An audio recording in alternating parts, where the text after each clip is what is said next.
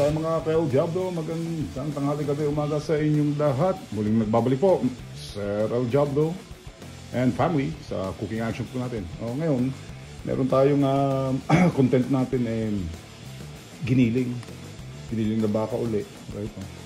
Ingredients natin.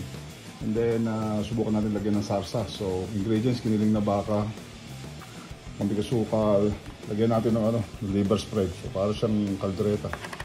Toyo, maraming patatas, mix veggie na may peas, yung frozen ko kasi ito ginagawa ko. Kung napapanood ninyo yung aking fried rice, so ito ginagamit ko, may carrots, meron na kasi siyang may mais, at mga peas siya. So good yan, mixed vegetable na, greens, tomato paste, sibuyas, bawang, marami. At huwag kalimutan ng laukel. So basically parang menudo, pero gagawin nating version na parang kaldereta siya. Tapos nagpapainit tayo siya ng tubig. Nagpapainit tayo siya ng kawali. Tubig tuloy na may mantika. Huwag kakalimutan ng mantika. Okay, mag-isahan na tayo. Next. Mga ka-El Diablo, sibuyas, bawang at laurel. Gisa natin na maigay. Hi! Oh wow! Lakas kumain ito. Look!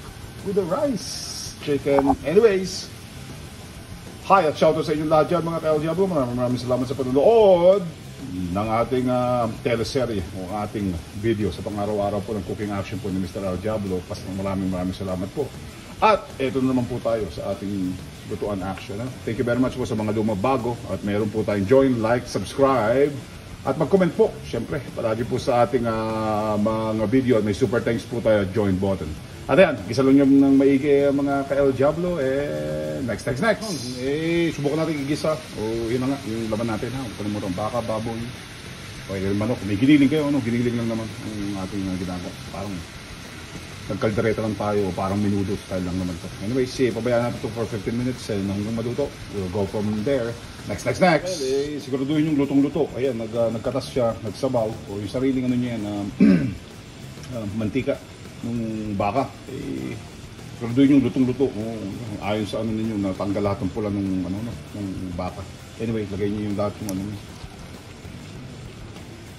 patatas.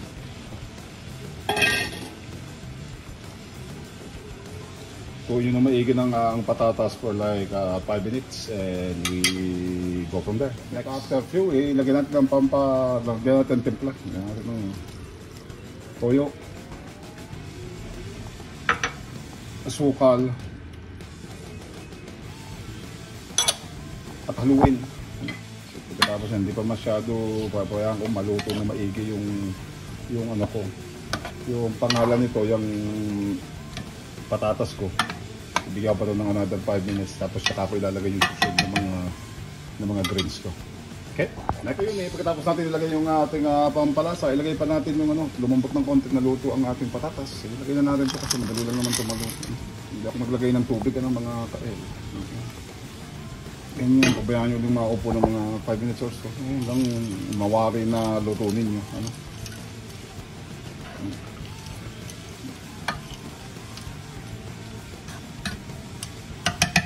Pagkatapos ng mga ka-El Diablo, ilalagyan nyo lang naman yan ng yung sasa natin. Pwede maglagay ng konting ketchup. Adjust nyo yung alat, pwedeng asin. Tapos lalagyan ko ito ng konting tubig. Okay? Next. At ayun yung nilabasan, nilagyan ko ng konti pang tubig. Konti lang naman, nakikita nyo may tubig. At saka yun, may konting ketchup. Tsaka yung tomato paste yung kanina. Nilagyan ko siya ng konting ketchup mga ka-El. Adjust nyo lang kung trip ninyo ketchup pero para mamula siya ng konti. Tapos pag naluto na ng 5 minutes yan, takloban ninyo syempre. Right? Takloban ninyo. Pagkatapos ng after like 5 minutes or so mga ka-El Diablo, right? Ay lalagay na lang natin yung liver spread natin. Alalayan nyo yung liver spread kasi pangalan niya ni susunugan. Anyways, next. Yung mga ka-El, lagay natin itong yung liver spread natin at spread natin evenly.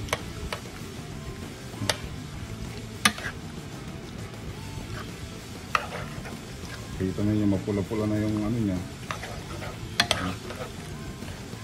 10 minutes or so, siguraduhin ninyong luto yung ano, haluin nyo yung maigi. Ngayon halo lang halo at check. Halo sa sabawan.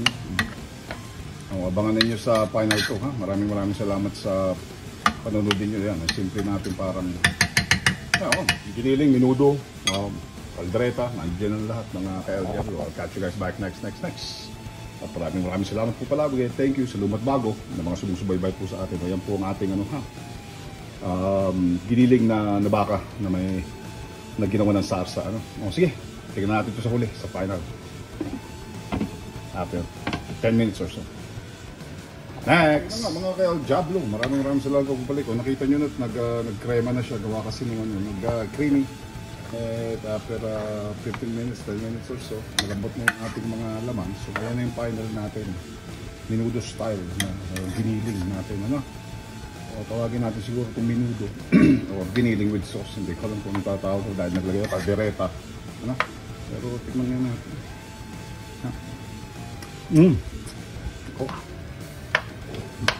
Ayos ang lasa. Tingnan.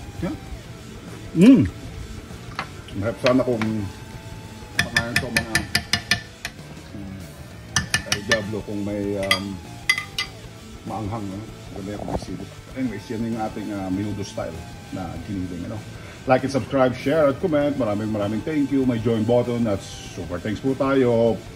Howdy, ladies and gents. I love you guys all. Keep it tight, real and clean. Peace. Pala sa inyo lahat. Love you guys all. Kaya na. Tayo ng gusto. Menudo style.